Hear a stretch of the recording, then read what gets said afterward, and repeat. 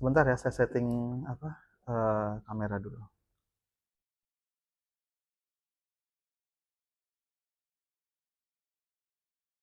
Nah, mungkin di tas teman-teman itu ada alat tulis sama kertas, itu mungkin bisa dipersiapkan lebih dulu. Sama ada snack boleh kalau misalnya mau dimakan, ada minumnya juga, sambil ngambil-ngambil sambil kita sharing bareng.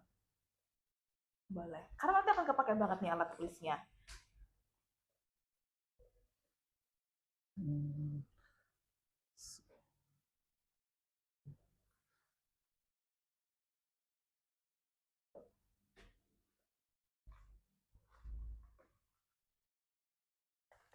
Oke, tunggu.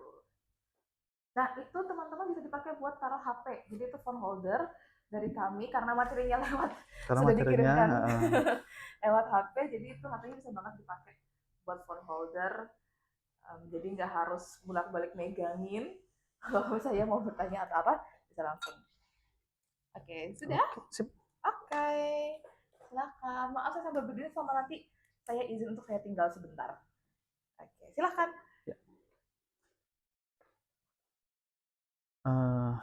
Assalamualaikum warahmatullahi wabarakatuh. Sebelumnya saya jelaskan dulu konsep dari sharing session ini sebenarnya santai aja gitu. Jadi kalau misalnya nanti di tengah-tengah apa pemaparan materi, kalau ada yang mau ditanyakan langsung aja ditanyakan. Jadi nggak perlu tunggu sesi tanya jawab karena ini apa ngobrol aja. Halo Mbak, masuk aja langsung siap.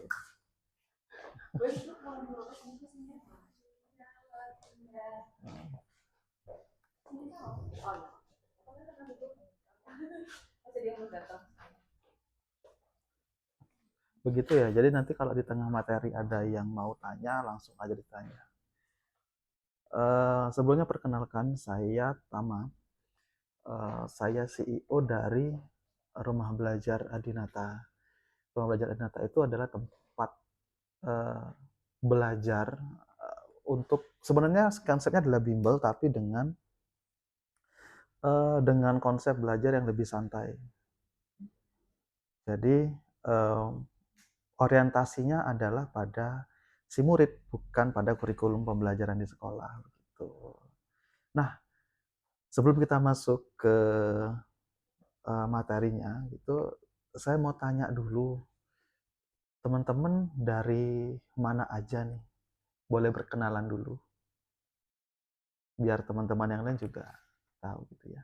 Mulai dari Mbak siapa tadi namanya? Iza. Mbak Iza.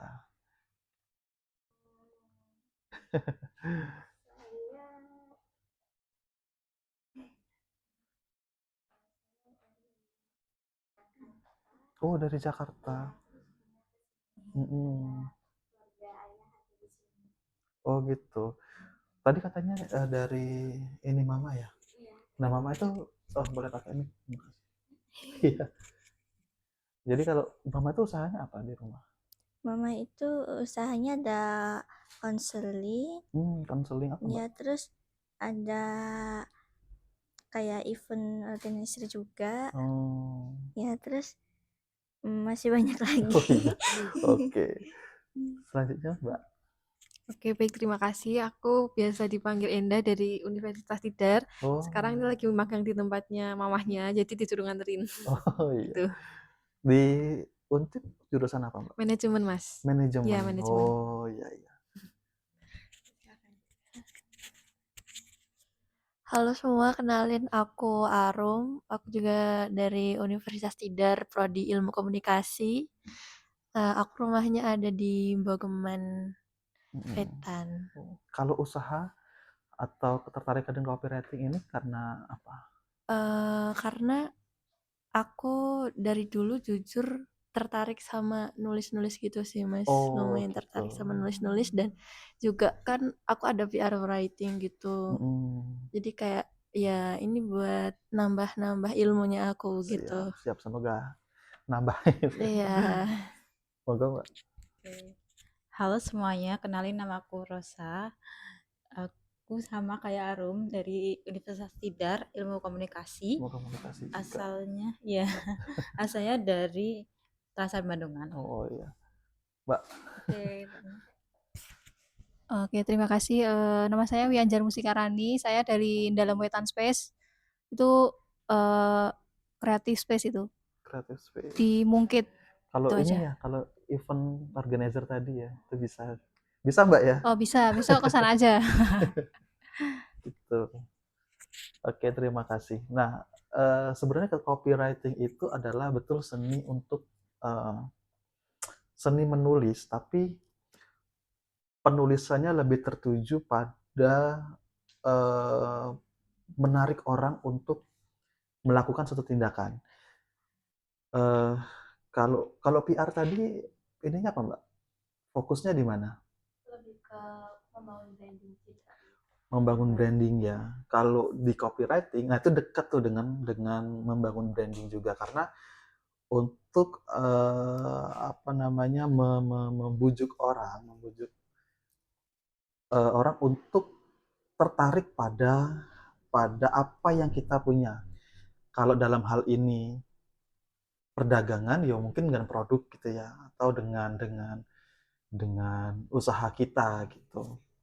Nah, kalau dari copywriting itu kenapa itu penting? Karena kita untuk iklan itu kan butuh biaya yang besar ya. Nah, copywriting bisa memangkas itu menjadi senjata yang hemat biaya gitu ya. Terus copywriting juga bisa membuat usaha kita itu bercerita. Jadi yang kita apa namanya share di media sosial atau di media iklan dimanapun itu tentang cerita. Nah, kalau di marketer influencer gitu ya, itu kan ada namanya Mas Dery. Itu kan dia membagi marketing dari empat apa namanya empat titik lah. Marketing 1.0. Udah ada akrab belum dengan itu sebelumnya? Jadi marketing 1.0 itu terfokus pada produk. Wah, ini tisu terbuat dari bahan yang alami, uh, pengemasannya bagus. Nah, itu produk tuh.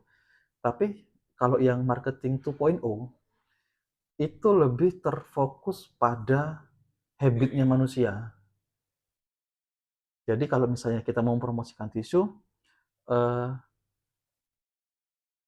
ini bisa buat kamu ngelap keringatmu waktu panas-panasan. Nah, itu 2.0. Jadi fokusnya pada habit dari manusianya atau kebiasaan dari manusianya. Yang ketiga, kalau kamu pakai ini, kamu jadi siapa? Gitu. Jadi contoh nih, eh, kamu pakai tisu ini buat jadi pasangan yang perhatian ketika ngelap keringat pasangan yang perhatian. Nah, itu jadi apa namanya? Jadi orang yang perhatian. Nah, yang keempat, jadi siapa? Contoh, eh, Raisa aja pakai tisu ini. Nah, jadi seorang Raisa tahu ya. Gitu. Nah, copywriting itu kaitannya erat dengan itu. Gimana si tisu ini bisa tersampaikan mulai dari fungsi, harga, atau informasi lainnya, tapi dengan cara bercerita. Begitu. Kemudian bisa dipakai siapa aja dan di mana saja.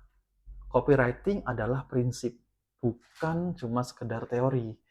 Jadi copywriting adalah seni. Yang dipakai itu adalah prinsipnya, prinsip untuk membujuk manusia itu sendiri gitu loh. Prinsip untuk membujuk siapapun untuk melakukan tindakan atau melakukan aksi yang kita mau. Gitu. Sampai sini ada yang mau ditanyakan dulu?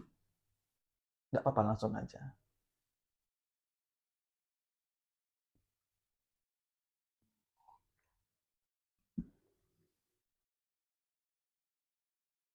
Kecepatan nggak ngomongnya? Nggak ya? Ya kalau kecepatan bilang aja.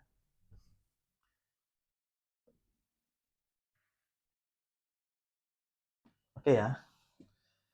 Nah, selanjutnya secara teoritik ada definisi menurut Joe Sugarman itu copywriting is the art of writing to persuade people, untuk mempersuasi, untuk membujuk orang take an action sesuai yang kita mau, itu melakukan hal yang kita mau. Nah, kalau menurut David itu copywriters turn word into sales. Jadi mengubah kata menjadi penjualan. Makanya lebih dekat dengan bisnis gitu. Tapi secara garis besar copywriting itu membujuk orang untuk membeli, itu kalau kita berdagang atau melakukan sesuatu yang kita inginkan. Gitu. Nah, sampai sini dulu. Ada yang mau ditanyakan lagi? Gak apa-apa, langsung aja kalau ada yang mau ditanyakan, langsung aja kalau ada yang belum ngerti. Maaf ya Mbak ya. Jadi sejauh ini sudah tahu ya kalau copywriting itu adalah untuk membujuk. Untuk membujuk, oke. Contoh nih. Ada yang bisa menjelaskan, bukan menjelaskan sih, ngasih contoh lah. Berbagi contoh.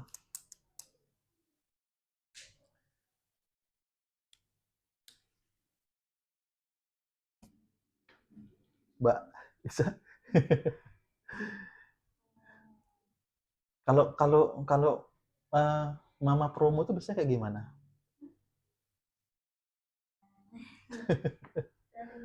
Tapi aku biasanya bantuin menjelaskan. Oh.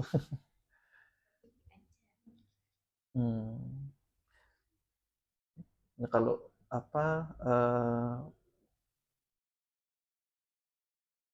secara ini contohnya ya, kalau misalnya kita mau mempromosikan sesuatu, kadang kan kita menjelaskan sisi produknya.